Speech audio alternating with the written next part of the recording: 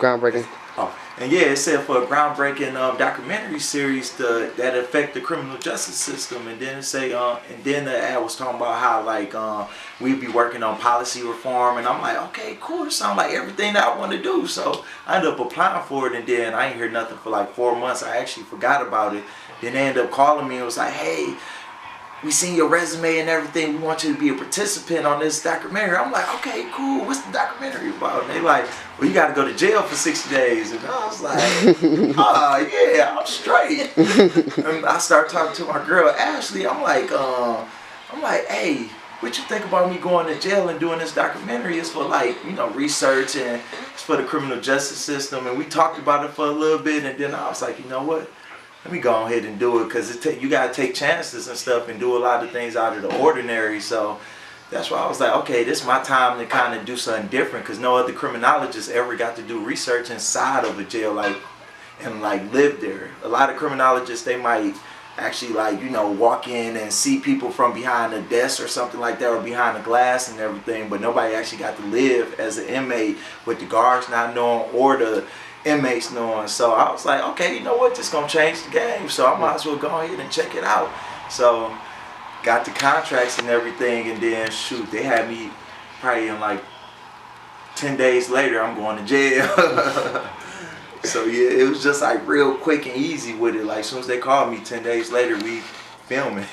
Right, that's crazy, man. So was it like a hostile environment filming for you, or was it like, just how was it? Dude, it was the most hostile situation I ever been in. I've never been in a situation that I felt like where I'm watching my back 24/7. Like growing up in Detroit and stuff, for the most part, you see a lot of stuff, and then being out at Romulus at Metro Airport, it ain't as bad as Detroit, but you still see things and stuff, and you get into situations. But I never felt like this type of feeling before. It was like intense the whole time. Like my whole 60 days was just like literally me on guard the whole time. So as soon as I walked in there, I'm like, okay, I'm ready to go home now.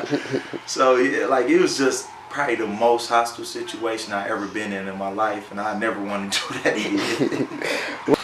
So what you got going on, man? What's coming up for you?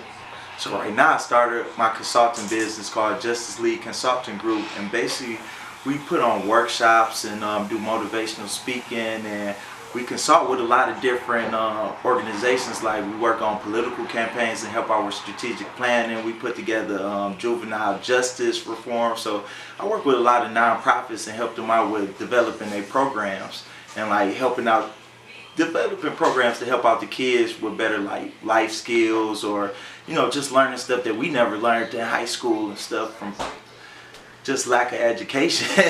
Right. So that's the biggest thing that I'm working on right now. And then I'm putting together a panel discussion series called Millennium Surviving and Thriving Panel Discussion Series. And basically the first thing we're going to focus on is mass incarceration. We're going to tailor it to each area that we go in, and basically focus on the social justice issues that's going on. But mass incarceration is one of the biggest things that's going on in America. We got 2 to 3 times larger than any other country, and we have developed we supposed to be a modern civilization, and we got everybody just locked up. So that's one of the things that we're gonna focus on, and kind of get that discussion going and stuff, and get people talking about it, and see if we can build up the platform to get it out there nationwide and stuff to people. So that's 2 things I got. Nice, man. Okay, man. And so to anybody, let's go to anybody aspiring to get into your field of work. What would you tell them about it, and how to get in? Anything that you can say to influence them. Anybody trying to get into criminal justice or be a criminologist, literally make it your life. Like everything you do, if you're going to school for it, go learn everything you can about criminal justice. You can go to a community college and take criminal justice courses. You can go be a cop and go learn about, the criminal justice system and everything, and just make it your life and have a goal in mind that you want to do. Like if you want to arrest people, or if you want to, do anything in the criminal justice system like how I want to. Like my thing is policy reform, and that's all I push for and stuff. So I made that my life. I worked at a juvenile residential facility during my undergrad. I was on the... Well, alright. Well, alright. It's boss status. I'm focused. I got clientele. Started my own business.